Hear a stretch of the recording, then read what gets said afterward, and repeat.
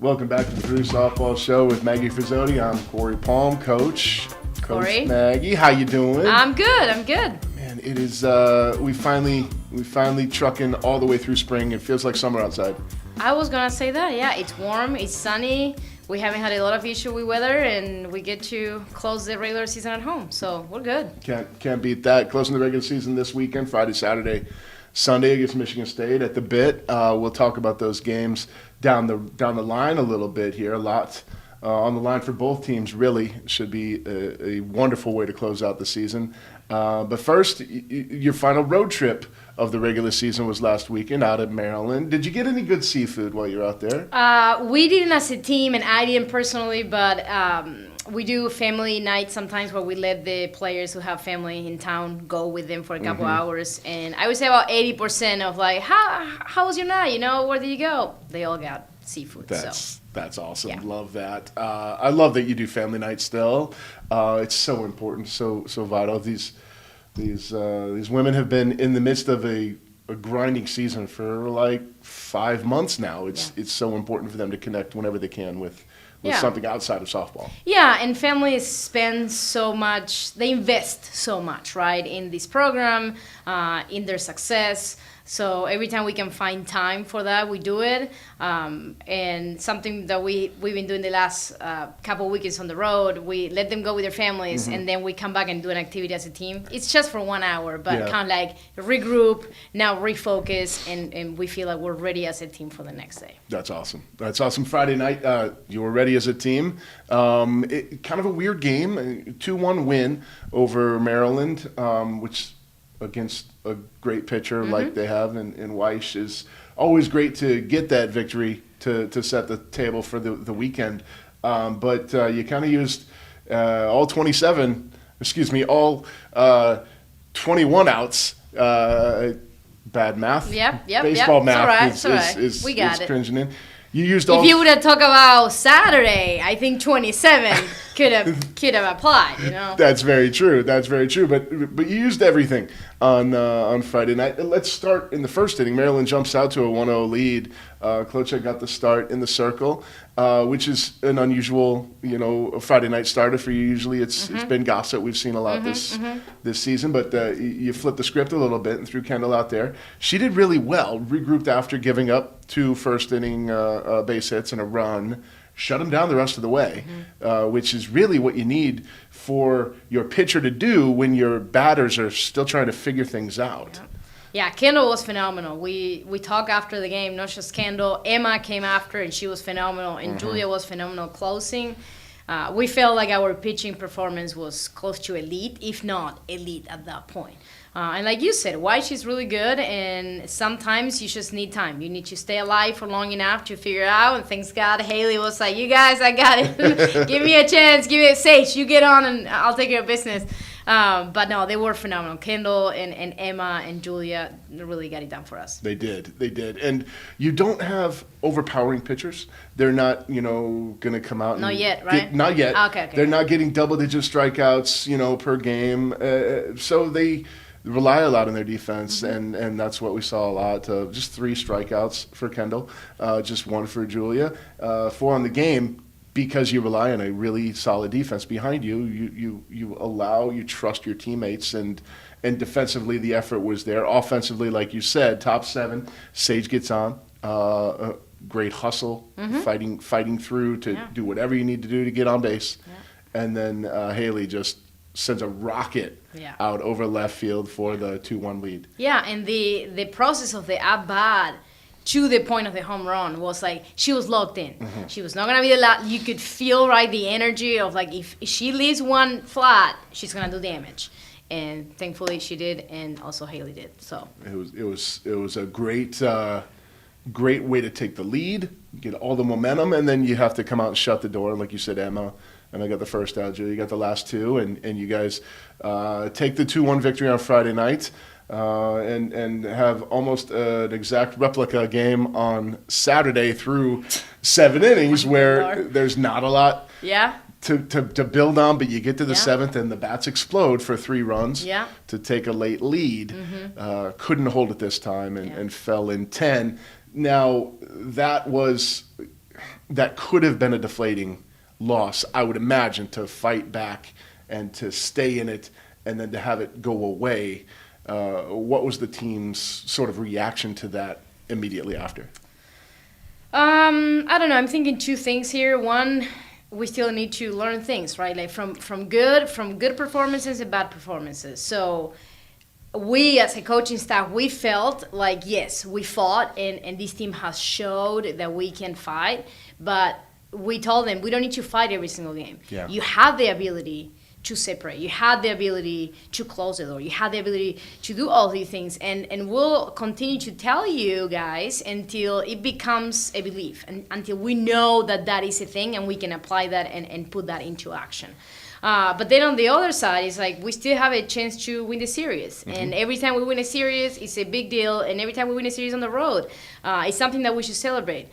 We knew that our energy wasn't up to the standard on Saturday. We knew that the togetherness and the team-first mentality wasn't what it should have been on Saturday. So those are things that we really asked that we could bring to the table on Sunday. And it was just a different vibe, right? Like, win or lose, the way that we play the game was a lot different than the way that we play the game on Saturday. And that, to us as a coaching staff, that's a win. That's a win right there, that we can present the version of Purdue softball that we want to present, that we can play up to the standard, the capacity, the skill, and we can do that as a team. We did that. Thankfully, we walk away with the win. White was phenomenal. Again, she pitched 130 pitches, and we were just patient enough and waited until we could do a little damage, maybe when she got a little tired. But again, kudos to the pitching staff that allowed us that time to figure things out. Mm-hmm. Absolutely.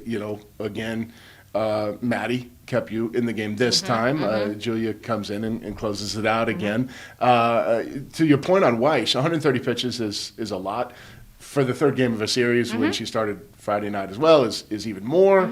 But 7 walks and a hit by pitch. It wasn't just going out there and battling. It was going out there being patient, taking the walks, making that pitch count rise, and eventually giving her the hook. After you guys took some advantage. 4 runs in the 6th, 3 more in the 7th. And it was a much more comfortable close to the game, a 7-1 victory to take this series. Now, I've got a note here. I've got to find it here. You've now got 4 series wins in the Big Ten. The program record is 5 series wins in a Big Ten season. So that's... no pressure. No All pressure, right, got it. None whatsoever. You're also closing in on the most Big Ten wins in program history. That's on the table as well. There's a lot of other things that Rachel Coe, your awesome SID, sent to us for the show, and I won't get into most of those, but it all tells the story of a team that is battling, a team that is in every game, and getting wins pretty regularly. That's really all you can ask at this point in the season, right? Yeah. Yeah, absolutely, and we feel like we still have fuel in the tank. We feel like we're not spent at this point of the season, and we are planning for more than 2 weeks after this show, more than 2 weeks, and we feel like we're in a good spot. And for a team that is still trying to figure things out and understanding what the ceiling is for us, again, I think we're in a really good spot, and we have a really good opportunity this weekend to continue to build on that. It's so let's talk about this weekend. Michigan State comes to town. You guys are currently 11-9, tied for 6th in the Big Ten 3-way tie for 6th. You are a game out of 3rd place in the Big Ten standings, and that matters for reasons we'll explain in a bit. If you don't already know, viewers, of course, you already know because you look at the standings all the time. We've talked about. I'm the one that doesn't look at the standings all the time. I know, though. I know. I have it all here. It's a big deal. Michigan State's currently outside of the field of 12 for the Big Ten tournament. They are in last place, but they're only a game out of the field, so they've got a lot to play for this weekend as well. We were talking a little bit before we started recording. MSU has, a pitcher you're very familiar with, and some pretty impressive offensive numbers that will keep them in games. Right. Yeah, and they have individual players that can do damage, right? Like, they haven't had the success that I'm sure they were expecting to have, but they also don't have anything to lose, and they have a chance to get in the tournament. And once you're in the tournament, anything can happen. As we know, it's not March Madness, but we can call it May Madness, whatever we want to call it, right? So it's gonna be good. I can say that last year we were in a similar spot, and we played like we had nothing to lose, and we took one from Penn State at home, and that maybe hurt a little bit of Penn State, like not in a big way, right? But it's just going back to the respect thing that we talked about last week. We gotta show up respecting and knowing that they want to win the game, and that they have tools to do so, and also knowing that we have a huge opportunity ahead of us for Purdue softball to put us in a really good spot to face postseason. Definitely. The Big Ten tournament, like we said, it's a field of 12. It'll be next weekend in Iowa City. We'll have the show for you, tape it a little bit early next week so that you guys can get out to Iowa City for that. But because it's a field of 12, the top 4 seeds get a first-round bye. If you guys can get into one of those top 4 seeds, that one less game where anything can happen is always a good. Yeah. It's always a good outcome, right? Yeah. And knowing what we know about our pitching staff, right? Like, I feel like we have depth. Yep. But facing a team that already had to play the day before, if they depend on 1 or 2 pitchers, I think that's going to be a huge advantage for that. But regardless, we're going to be ready for it, and we're going to make a run to Saturday, to Championship Saturday. No doubt about it. Either way, a run to Championship Saturday would take care of a lot of questions that people are asking right now. And talking about the standings in a 3-way tie 4-6, the teams you're tied with currently are Indiana and Penn State. They play teams that are also ahead of you guys at the top 3 of the standings right now. So all of which is to say the teams ahead of you, the teams that are tied with you in the standings, play each other. So once again, someone has to lose those games, which is going to drastically affect the standings. If you guys go out there and take care of business this weekend, you could climb all the way to 3rd, perhaps, in the final standings, and 3rd or 4th, get that first-round bye and rely on some opposing pitchers some opposing batters that are all maybe a little wrung out from a late night the night before. Who knows, right? Yeah, who knows? That's the whole point. It's too much already. Yeah. This is the stuff. All these possibilities. I love this stuff. I live for that kind of conversation. And I'll tell you this. Let's just take care of Friday night. I'll tell you this, Cory. I am surrounded by a group of people, not just the coaches here, but they keep me grounded. They do, like, they know all these things already. And like I said, I have an idea here. I have an idea of what is ahead of us, but it's just how I am. Like, I know what I'm capable of. I know what this team is capable of, and that's what I'm going to go for. And if we fall short, we fall short, right? Like Saturday against Maryland, we fall short. I knew in my gut we fell short, and there were times throughout the season that I knew that we didn't play close to capacity. We lost one to Northwestern, and we played at capacity, and that's okay, right?